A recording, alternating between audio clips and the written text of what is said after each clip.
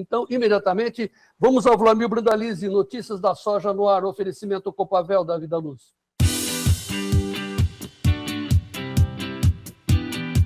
Notícias da soja com Vlamir Brandalize. Oferecimento Copavel. Aqui, o jogo é ganho no campo.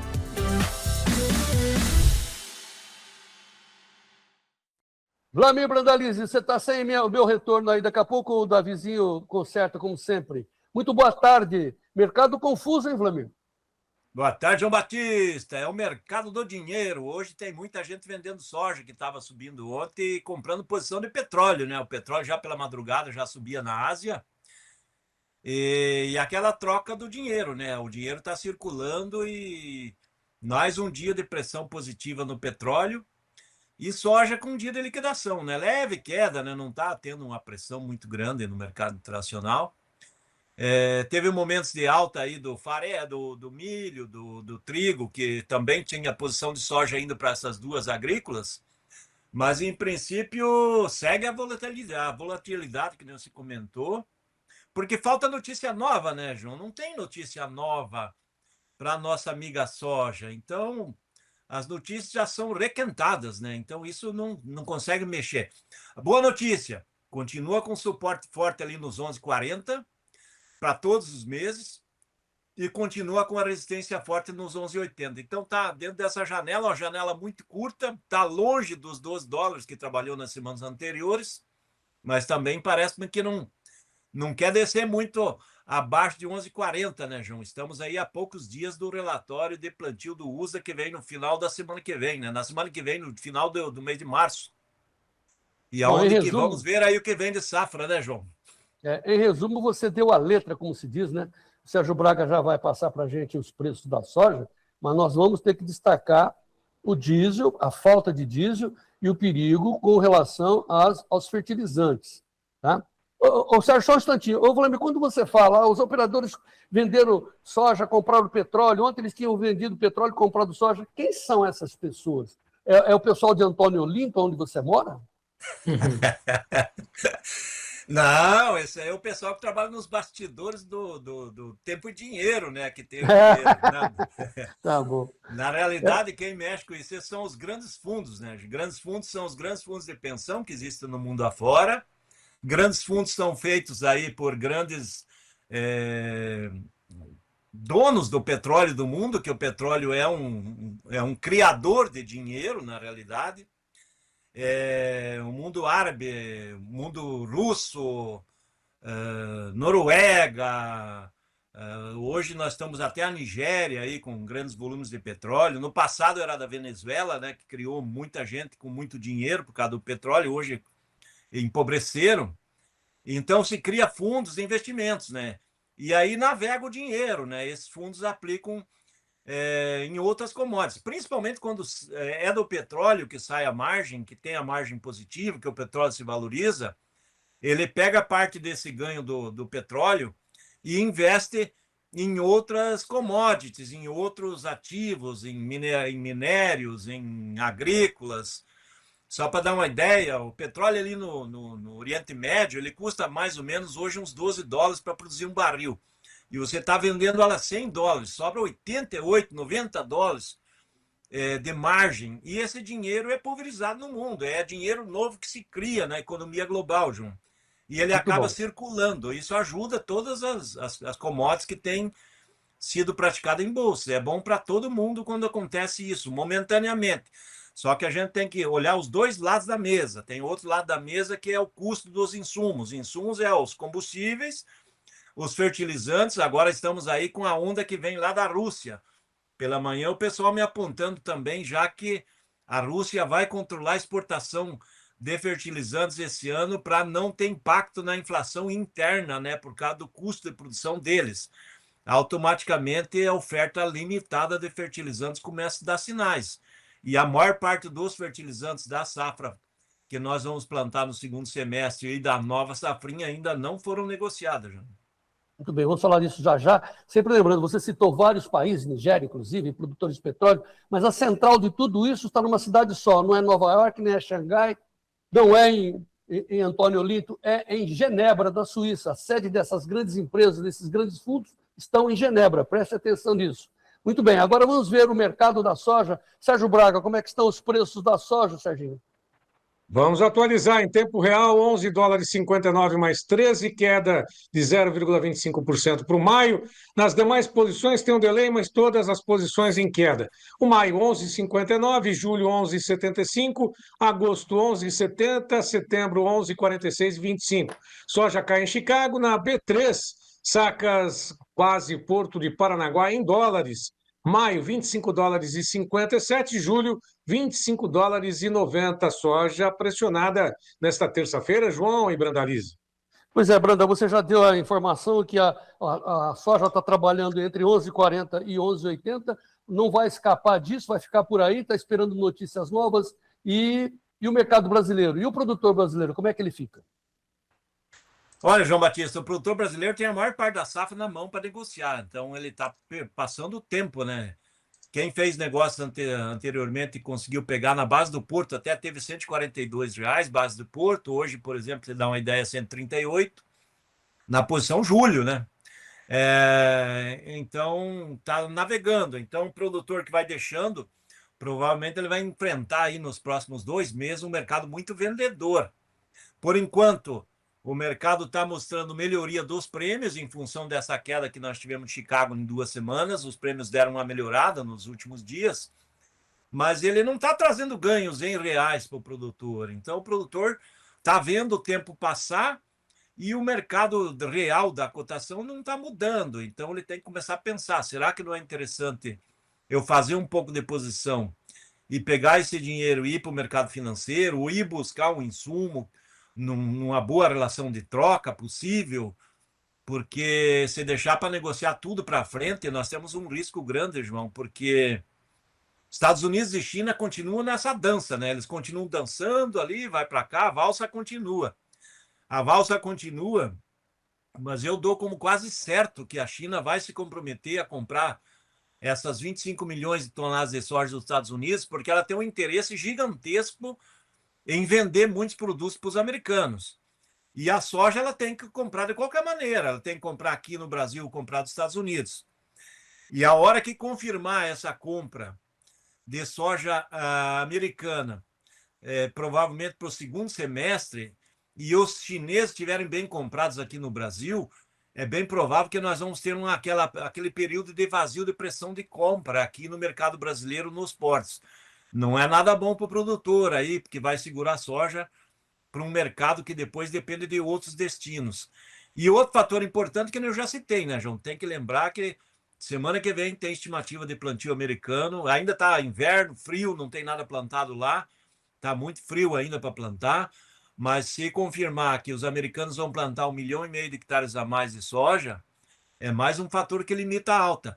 Confirmando isso e confirmando que a China vai levando de barriga, talvez nós vamos ter uma pressão de baixa se confirmado na semana que vem a relatório de plantio crescente aí da soja americana, aí avançando esse 1,5 milhão de hectares. Então, isso traz uma pressão que é aumento de oferta, né, João? Aumento de oferta sem a garantia de demanda. A garantia de demanda é só quando chinês e americano assinar ali o acordo efetivo, que por enquanto é aquela dança, né? Tá na valsa, conversando, vamos comprar. Sim.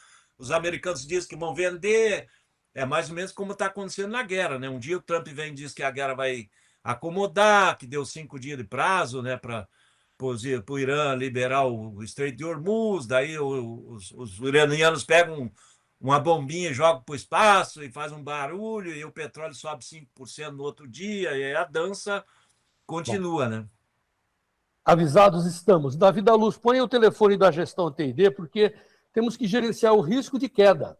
O Flamengo está dizendo, a hora que der acalmar, vai derrubar o preço. Então, antes disso, você tem que se antecipar. Então, de graça, consulte o Fernando Sofiati, que está nesse telefone aí, 19971108610, para perguntar quanto custa e como eu faço para operar uma posição na Bolsa. Mas eu não sei operar Chicago. Nós temos pessoas lá para te orientar, para você seguir os passos, né? Os caminhos das pedras. Mas antes você tem que ligar para o Fernando, para perguntar quanto custa, né? Se você tem margem, se vale a pena. Então o telefone está aí, 19971108610, a Gestão TD, o grupo de assessoria do produtor rural aí do nosso Clube do Tempo e Dinheiro. Gestão TD. Ligue já. Ô Vlamir, vamos falar do outro assunto, que é a questão do diesel. Eu estou com um vídeo aqui, primeira manchete da Folha, dizendo que o governo está arrepiado, que não vai conseguir resolver o problema do diesel. Põe a manchete aí, Davi. Sobre a falta do diesel agora, Davi. Nós estamos com essa manchete. Agora ela entrou.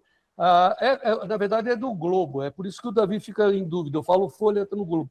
Ecos da guerra, a escassez de diesel já está impactando a colheita e o governo teme efeito nos preços dos alimentos. Não é só temos efeito nos preços dos alimentos, na popularidade do Lula. Esse é um problema, é um no-gord, onde não tem como resolver. E olha, eu tenho outro vídeo, na verdade tem um vídeo do Rio Grande do Sul, onde o produtor resumiu a situação. Cara, eu esperava tudo, menos essa. Veja o vídeo do Rio Grande do Sul.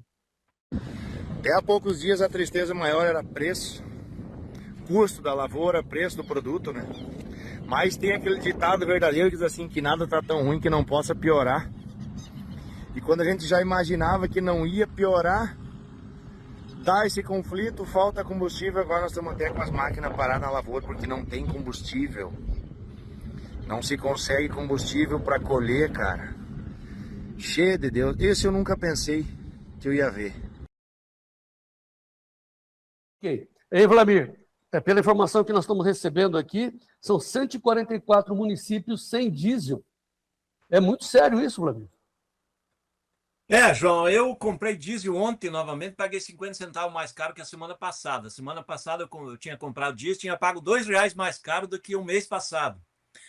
E o que o pessoal está me comentando é que as distribuidoras, principalmente particulares aí, que importam direto o diesel, porque o Brasil, o grande volume do diesel é importado, né?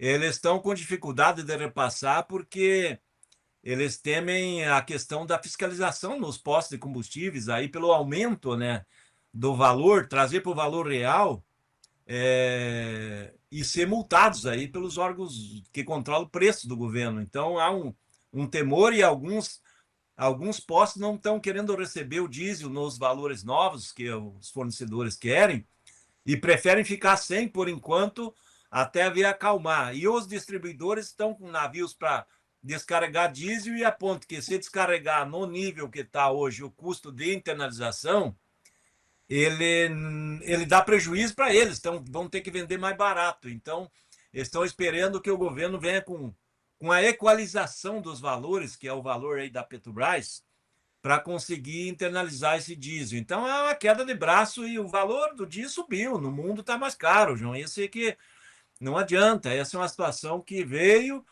e não vai ser no curto prazo que vai baixar. E já estávamos com o dívida defasado. Então, a Petrobras já estava carregando um prejuízo gigantesco aí em cima do diesel vendido e agora aumentou, né? Aumentou o impacto e o que a gente está vendo é produtores. Agora é a colheita do arroz, que nem está mostrando aí, João.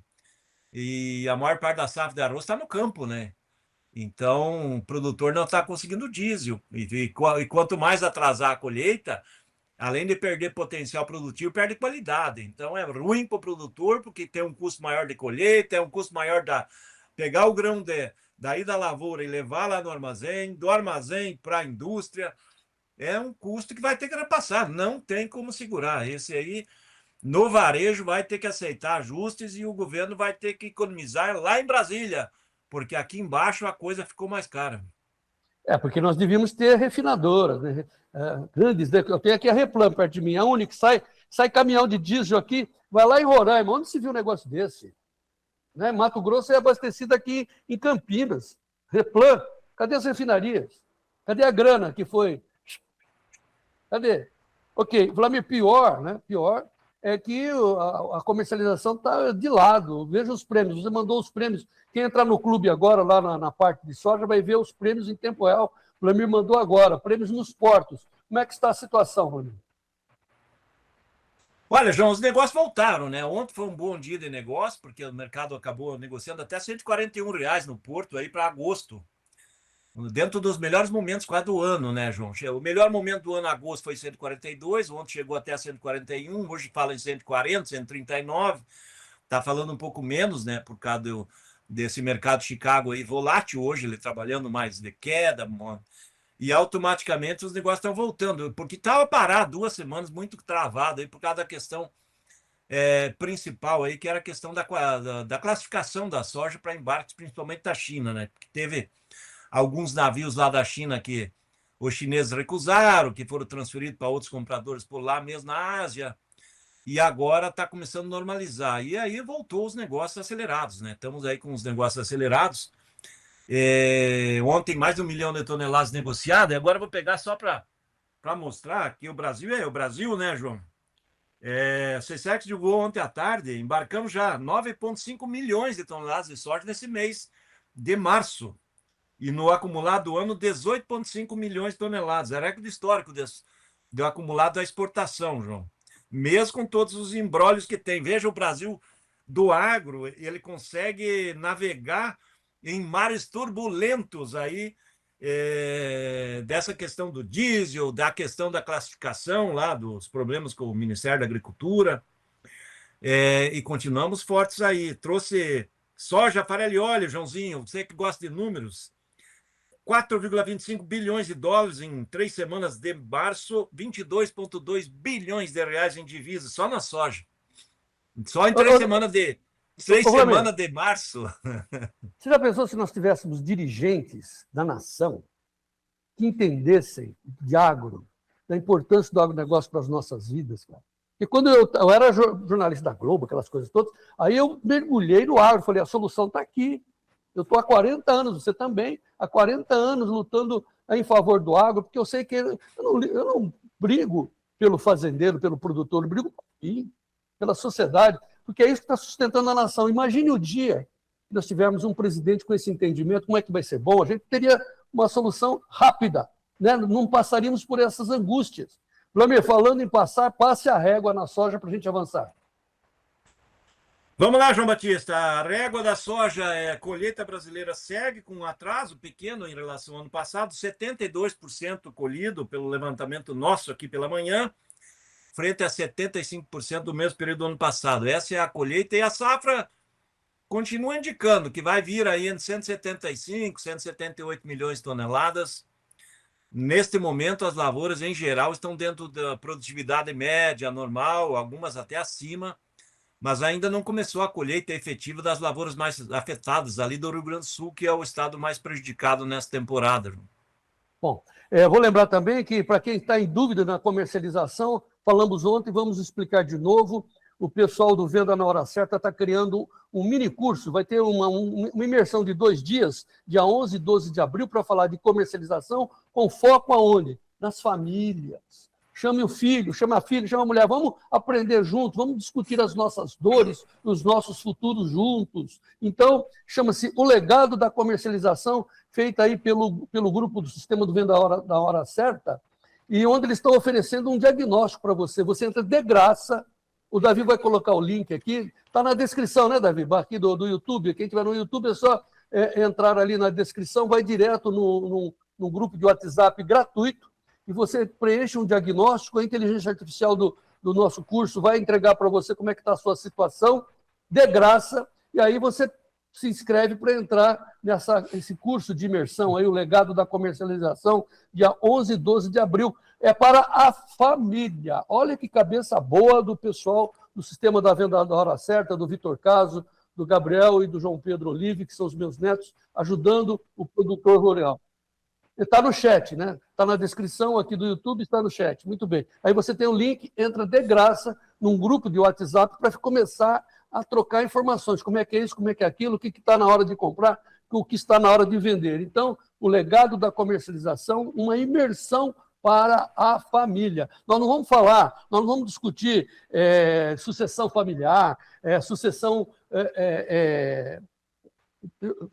patrimonial, nada disso. Nós vamos discutir comercialização. É hora de vender, é hora de comprar. Entre nesse curso, está aí no chat, só tem um link, você vai para um WhatsApp, um grupo de WhatsApp e começa a participar. Dia 11 e 12 de abril, aí sim, um ao vivo, né? uma live de discussão de comercialização junto com a mulher, junto com os filhos, com a filha, ela que manda, né? Então, se prepare, dia 11 e 12 de abril. Mas entre já no grupo de WhatsApp do O Legado da Comercialização. Um serviço muito bom, né, Vlamir Brandalize? É isso aí, João Batista. O produtor nosso precisa aprender mais a comercialização para não deixar escapar pelos dedos aí as margens, deixa de passar, perde 2, 3, 5 reais, 10 por saca, e no longo de uma vida é muito dinheiro que se perde, João. Amanhã nós vamos apresentar que nós estamos perdendo R$10 no milho só por carregar o milho. Que absurdo! Tem certas coisas que eu falo, não acredito que o pessoal não saiba disso, e não sabe mesmo, precisamos alertar.